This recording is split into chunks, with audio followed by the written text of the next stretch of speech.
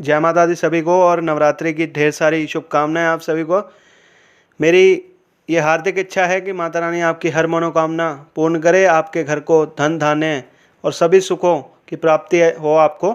आज की कथा का शीर्षक ये है कि महाभारत युद्ध में देवी दुर्गा का क्या महत्व है। जी हाँ दोस्तों, आपने सही सुना। यूँ तो इस महाभारत युद्ध में पूरी तरह श्री कृष्ण का वर्चस्व रहा है। श्री कृष्ण की महिमा गाथाएं घर घर हमें सुनाई जाती हैं और अलग अलग प्रसंगों में अलग अलग तरीके से श्री कृष्ण ने पांडवों की सहायता करी है।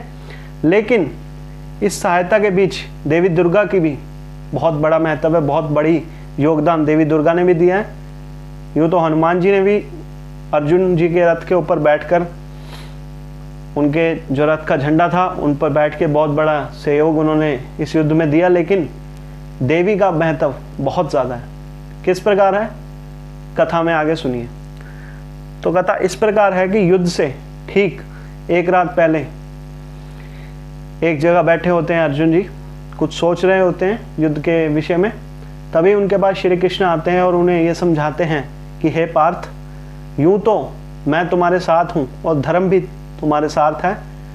तुम पुरुष श्रेष्ठ हो और तुम्हें धर्म की सारी जानकारी है और इसी के साथ तुम युद्ध बल और नीति बल में सर्वश्रेष्ठ हो, कोई कमी नहीं है तुम्हारे पास। किंतु तुम्हें देवी दुर्गा का आशीर्वाद लेना बहुत आवश्यक है, बहुत ज़रूरी है, क्योंकि ये भी आशीर्वाद एक ब्रह्मास्त्र की तरह, एक दिव्यास्त्र की तरह तुम्हारे काम आएगा इस युद्ध में। इसलिए तुम्हें देवी दुर्गा का आशीर्वाद लेना बहुत महत्वपूर्ण है, बहुत ज़रूरी है और यह आशीर्वाद तुम्हें लेना ही लेना है। ये बात सुनकर अर्जुन जी सोच में पड़ जाते हैं और श्री कृष्ण से पूछते हैं, द्वारकाधीश से पूछते हैं कि हे प्रभु, क्या मेरी पुकार के द्वारा माता रानी जो जगदम्बा है, जो परमेश्वरी हैं, आद्य शक्ति हैं, आदि शक्ति हैं, क्या वो मेरी पुकार से धरती पर आकर मुझे आशीर्वाद देंगी? क्या वो मेरी झोली भरेंगी?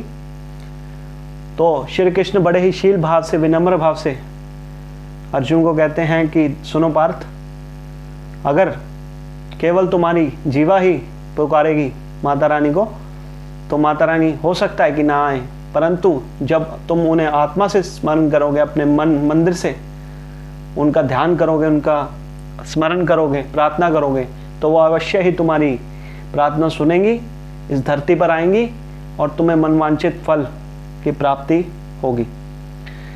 ये बात सुनकर अर्जुन नमस्कार करते हुए श्री कृष्ण को माँ दुर्गा की साधना करते हैं।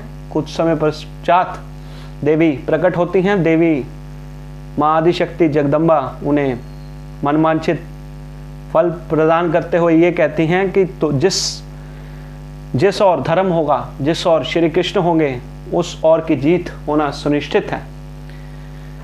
अर्जुन जी देवी दुर्गा से यही मांगते हैं कि देवी, अगर हम धर्म के पथ पर हैं तो अवश्य ही हमारी जीत हो, ऐसा आशीर्वाद हमें प्रदान करें। जगदम्बा परमेश्वरी आदिशक्ति, आद्य शक्ति, आप हमें ये वर प्रदान करें। तो देवी दुर्गा ने उनसे कहा कि अगर श्री कृष्ण तुम्हारे ओर हैं तो तुम्हें इस वरदान की कोई आवश्यकता नहीं है, किंतु तुम्हारी साधना से प्रसन्न होकर मैं तुम्हें यह वर देती हूँ कि तुम इस युद्ध में निश्चित ही विजयी होंगे। और साथ ही कहती हैं कि श्री कृष्ण पर विश्वास रखें, क्योंकि श्री कृष्ण जहाँ हैं वहाँ जीत होगी और अवश्य होगी। इस प्रकार देवी दुर्गा मनवांछित वर प्रदान करके अर्जुन को वहाँ से अंतर्ध्यान हो जाती हैं। और इस प्रकार ये कथा हमें ये स्मरण कराती है कि जीवन में कोई भी बड़े से बड़ा कार्य हो, उसमें देवी दुर्गा का आशीर्वाद, और देवी दुर्गा जो आदिशक्ति हैं, जगजननी हैं, जगदम्बा हैं, माँ दुर्गा, माँ प्रारंभा और शिव की अर्ध शक्ति, चाहे 33 करोड़ देवता हों, उनकी सबकी अर्ध शक्ति जो माता रानी हैं, उनका आशीर्वाद किसी भी नेक कार्य, किसी भी बड़े कार्य करने से पहले बेहद ज़रूरी है।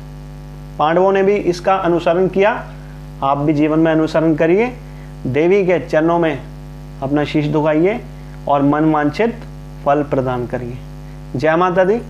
और इस प्रकार ये कथा यहीं विराम देता हूँ। इस कथा को, देवी के अनन्य चमत्कार हैं, देवी की कथा अनंत है।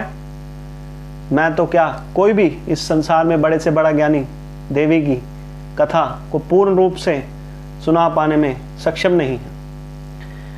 फिर भी इस कथा को यही विराम देते हुए मैं इजाज़त लेता हूँ। टोटल रियलिटी चैनल को लाइक, शेयर और सब्सक्राइब जरूर करिए और बड़े से बड़ी संख्या में अपने आसपास के सगे संबंधियों से भी कहिए कि इस चैनल को सब्सक्राइब करें और देवी की कृपा आप सब पे बनी रहे, यही मेरी प्रार्थना है। जय माता दी।